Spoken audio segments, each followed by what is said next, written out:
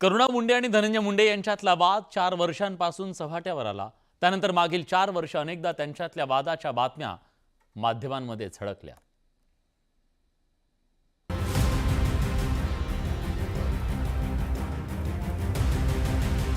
Family कोर्टाच्या निर्णयानंतर करुणा आणि धनंजय मुंडेंसंदर्भातल्या बातम्या पुन्हा एकदा ब्रेकिंग न्यूज बनल्या।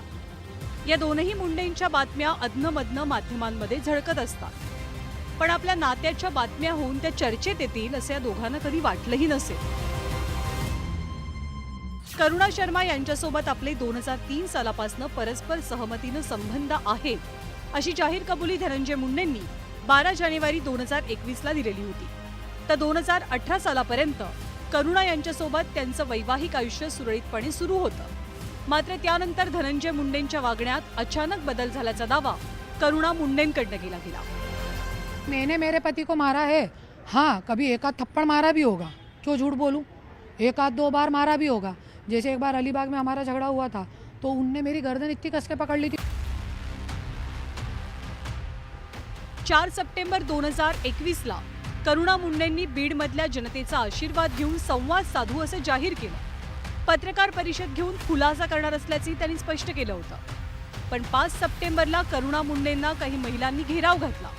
त्याच गोंधळात त्यांच्या गाडीमध्ये एक रिव्हॉल्वर सापडला। या प्रकरणी करुणा मुंडेंना अटक झाली। दरम्यान धनंजय मुंडेंनी जबरदस्तीने हा गुन्हा दाखल केल्याचा आरोप करुणा मुंडेंनी केला।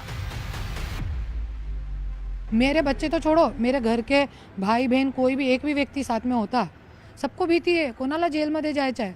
और आज हमारे घर का कोई परिवार इतना बड़ा नहीं है कि जेल में डालेगा धनंजय मुंडे तो कोई निकालेगा किसी को आके। मेरी बहन को भी 2 महीने जेल में डाला था, बहन को डाला, मुझे डाला, 2 बार मेरे को डाला। फॅमिली कोर्टाच्या निर्णयानंतर करुणा मुंडे आणि धनंजय मुंडेंसंदर्भातल्या बातम्या पुन्हा एकदा चर्चेत आल्या। आता करुणा मुंडेंकडनं ज्या पद्धतीने आरोप होत आहेत ते पाहता या बातम्या अजून काही दिवस सुरू राहतील अशी शक्यता आहे। Bureau report, news 18 Lokmat.